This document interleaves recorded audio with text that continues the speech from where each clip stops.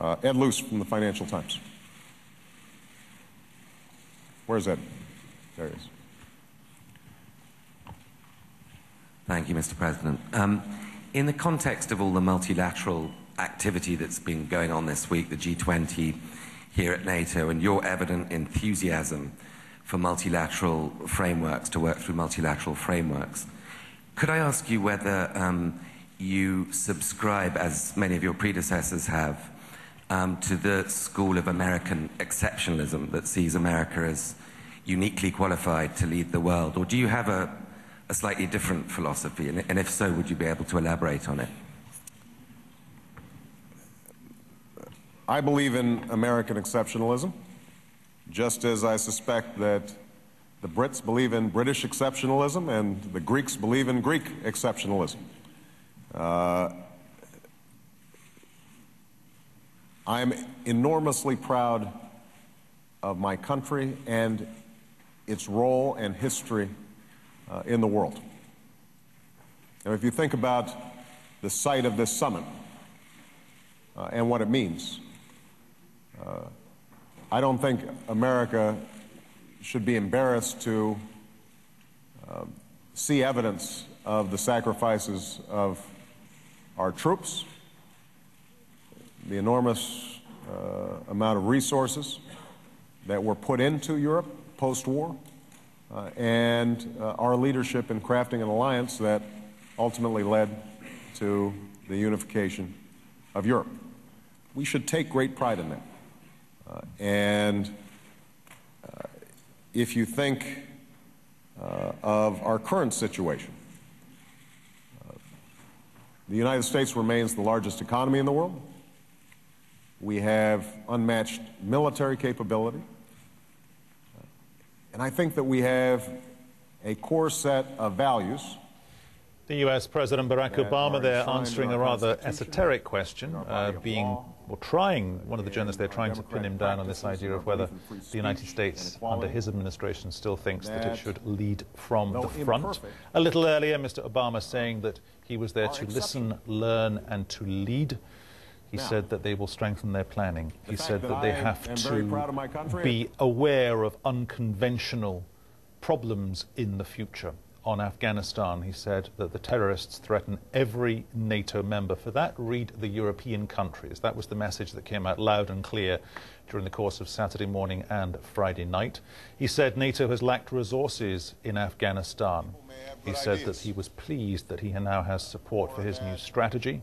There will be additional funds and forces in place for the delayed election scheduled now to take place in August. He said that he went to France and Germany looking for consensus and unity, and he's secured it. We'll have the headlines for you on this channel in about 4 minutes. Stay with us for that.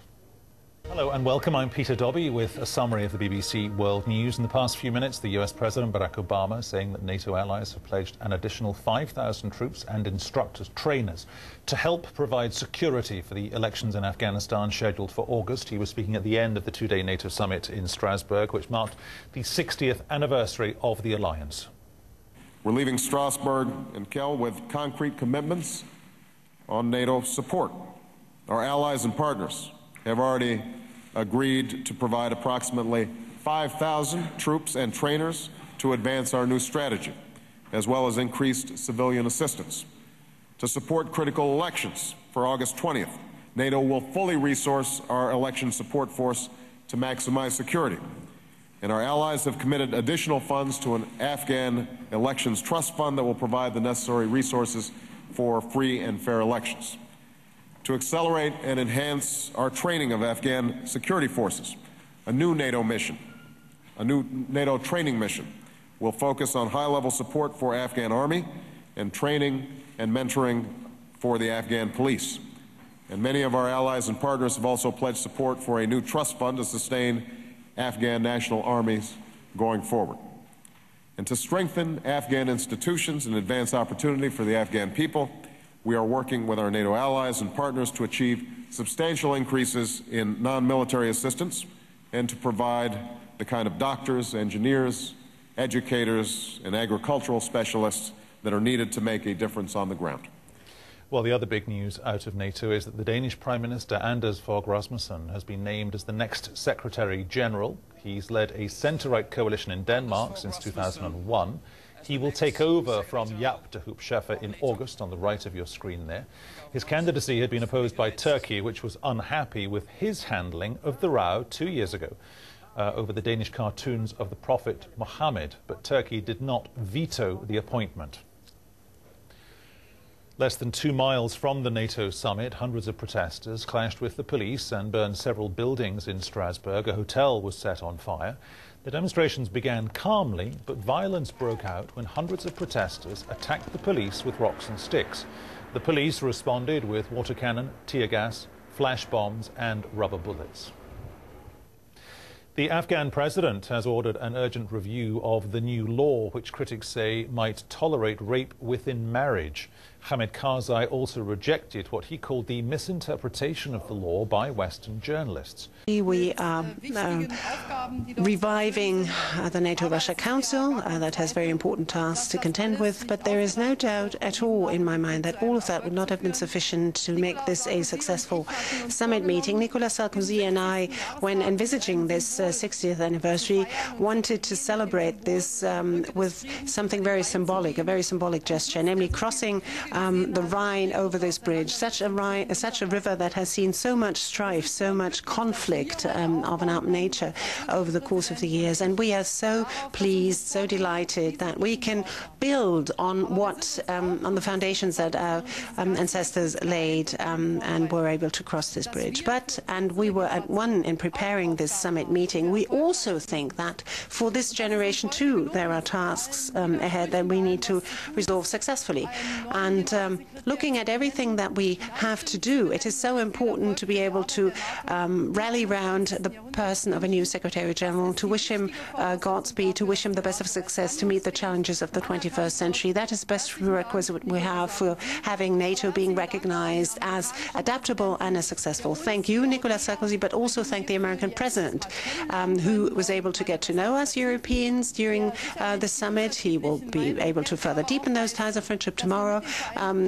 He knows, I think, that together with the United States of America, we are more than willing to work with great resolve to see to it that this transatlantic relationship is not only something that is laid down on paper, but that can be fleshed out in practice. And the American president today gave a very important contribution to make that possible. He laid an excellent foundation to enable us to make progress on very difficult and complex issues. I go back home very satisfied. Germany loved to be co-host, and thank you very much to our French host that we were welcomed so warmly here over on the French side.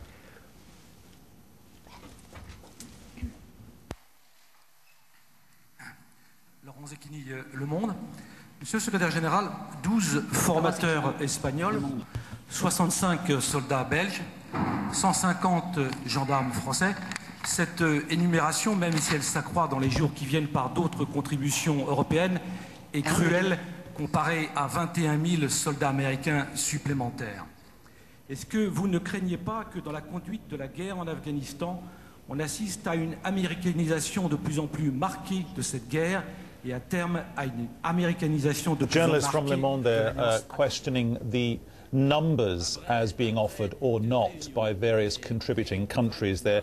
Nicolas Sarkozy saying that he welcomes this announcement that NATO leaders have agreed unanimously to appoint the Danish Prime Minister Anders Rasmussen as the next head of the alliance, despite some objections from the government of Turkey. August the 1st is when Jaap de Hoop Scheffer, there in the middle of your screen, will be handing over the baton to his replacement, Angela Merkel, the German Chancellor, thanking everyone pretty much, talking about the symbolism of crossing the Rhine at that family photo opportunity a little earlier today. She was saying she would be able to go home very happy with what they've been discussing for the past 2 days, even though there have been some very difficult and complex issues.